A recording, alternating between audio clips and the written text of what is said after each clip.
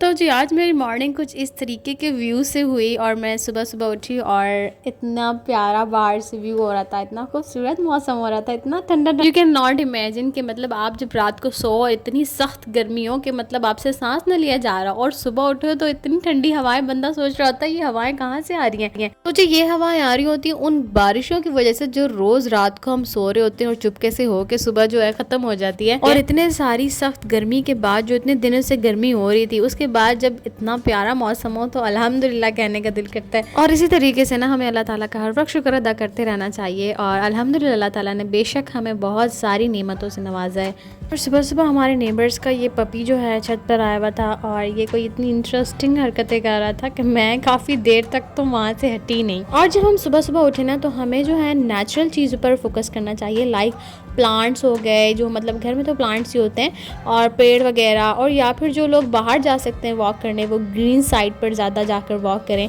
उससे ये है कि हमारी जो आइज़ है ना वो हेल्दी रहती है। एंड वैसे भी हम आइज़ के लिए कुछ भी नहीं कर पाते और काफ़ी सारे लोगों को ग्लासेस लगे हुए हैं, तो ये जो है बेस्ट थिंग है, हम ये कर सकते हैं तो ये करना चाहिए। इसमें ना हमारे कोई पैसे लग रहे हैं और ना कोई हमें मेडिसिन लेनी पड़ रही है, इट्स अ नेचुरल थिंग। और आज मेरी मॉर्निंग ब्रेकफास्ट से नहीं बल्कि मिल्क शेक से हुई थी। मुझे जो है बनाना मिल्क शेक बनाना पड़ा उठते ही सबके लिए। एक्चुअली मैंने मिल्क शेक जो है वो 10 बजे के करीब बनाया था क्योंकि दानियाल जब उठे थे तो उन्होंने कहा कि मुझे मिल्क शेक बना दो, तो मैंने उन्हें बनाना मिल्क शेक बना कर दिया। वैसे तो मैं फजर में नमाज़ वगैरह पढ़ के जो है तिलावत करके उसके बाद लाइट से ब्रेकफास्ट करके सो जाती हूँ, तो फिर जो है 10-11 बजे उठती हूँ। तो मैंने दानियाल को मिल्क शेक दिया और ख़ुद ब्रेकफास्ट किया।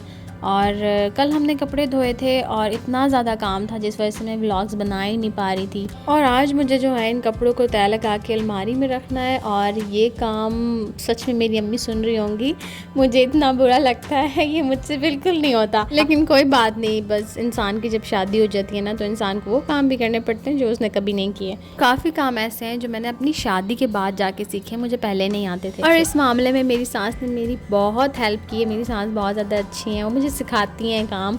और जी इसमें मैंने आयरन जो करने थे कपड़े वो अलग रख दिए थे और जो कपड़े अलमारी में रखने थे वो अलग रख दिए थे। और इसमें इतने ज़्यादा कपड़े थे जो दानियाल के थे, मेरे तो थे ही नहीं, क्योंकि दानियाल जो है वो रात को वॉक पर जाते हैं तो उनके अलग से ट्राउज़र, शर्ट्स और शूज़ और सॉक्स वगैरह होते हैं, तो इसलिए उनके ज़्यादा कपड़े हैं। और मुझे ये सारा काम करते करते दोपहर हो गई थी और इतने में मैंने ज़ोहर की नमाज़ पढ़ी और उसके बाद मैं थोड़ा सा सोई और हमारे घर गेस्ट आ गए। तो जी हमारे घर आई थी मेरी दोनों खालाएँ और मेरी एक आंटी के हस्बैंड जो दुबई होते हैं और वो पाकिस्तान आए, तो वो इसलिए अंकल से मिलने आए थे। और जैसे कि मैंने आपको बताया था कि कुछ दिनों में मेरी आंटी के भाई और मेरे मामू आने वाले हैं, तो वो भी अफ्रीका होते हैं और पाकिस्तान आए हुए हैं कुछ दिनों के लिए। ऐसे तो उन्होंने जल्दी इधर आ जाना था लेकिन उनका किसी वजह से डिले हो गया और हम इनके लिए खाना बनाने जा ही रहे थे कि उन्होंने खाना बनाने से मना कर दिया। तो जी उन्होंने कहा कि हमें खाना नहीं खाना है क्योंकि वो बिरयानी खा के आए थे बाहर से, और मैं ये ग्लास लेके जा रही थी बाहर और साथ एक हाथ से शूट कर रही थी तो मेरा ग्लास जो वो गिरने वाला था। और इस मौके पे मुझे अपना वो वाला वाकया याद आ गया कि हमारे घर एक दफ़ा गेस्ट आए थे और उस वक्त ना मेरे स्टार्टिंग था घर के काम करने का ना, मैं घर के काम बिल्कुल भी नहीं करती थी पहले,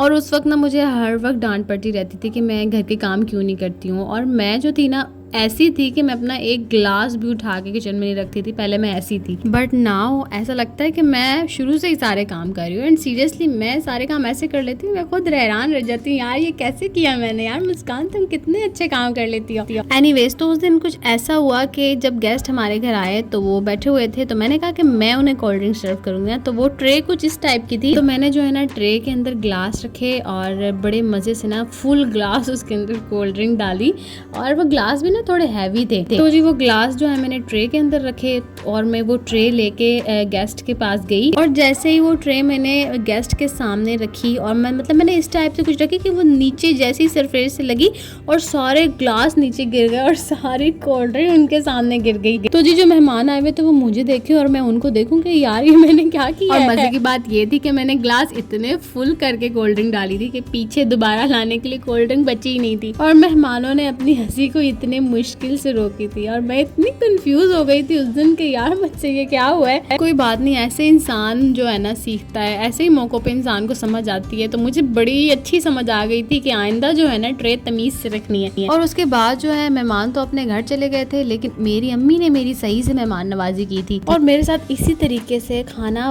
जब मैं बनाना सीख रही थी तो मेरे साथ इतने कोई इंसिडेंट हुए कि मैं आपको बता नहीं सकती। एक दफ़ा तो मैंने अपने घर वालों से जिद लगा ली कि आज चाय मैं नहीं बना बनानी है, क्योंकि शुरू में बड़ा क्रेज था मुझे कुकिंग करने का, जब मुझे शुरू शौक हुआ था। तो उस दिन मैंने जबरदस्ती चाय बनाई और मुझसे गलती क्या हुई कि मैंने चाय के अंदर चाइनीज सॉल्ट डाल दी। तो जी उस दिन भी ना मेरी बड़ी बेइज्जती हुई थी घर में। उसके बाद जो है ना मैंने कोई अम्मी से जिद नहीं लगाई कि भाई ये काम आज मैंने करना है। और ना वो रात का टाइम था और उस वक्त बाहर से दोबारा दूध मिल भी नहीं सकता था, और मेरी अम्मी का उस टाइम को इतना दिल कर रहा था चाय पीने का, लेकिन मैंने उसमें चाइनीज सॉल्ट डाल दिया। मेरी अम्मी जो है ना वो बहुत गुस्से वाली हैं, और जो मेरे पापा है ना वो मतलब इतना गुस्सा नहीं करते। वो ऐसे हैं कि मतलब मैं अगर पानी भी बना के उन्हें दे दूं ना तो वो बस यही कहेंगे कि वाह मेरी बेटी ने बनाया है, बहुत अच्छा। जब कभी मैं कोई न्यू डिश बनाती थी और वो अपने कंपनी वगैरह लेके जाते थे ना और वो वापसी आते थे, तो मैं उनसे पूछती थी कि बाबा खाना कैसा था, तो वो हमेशा यही कहते थे कि खाना इतना अच्छा था कि सबने तारीफ, मतलब मैं अगर खराब भी बनाती थी ना तो वो तारीफ करते थे। एंड सीरियसली बाप जैसी नेमत भी कोई नहीं होती। बाप और बेटी का रिश्ता जो होता है ना वो दुनिया में कोई रिश्ता ऐसा नहीं होता। और अल्लाह ताला सबके पेरेंट्स को सलामत रखे,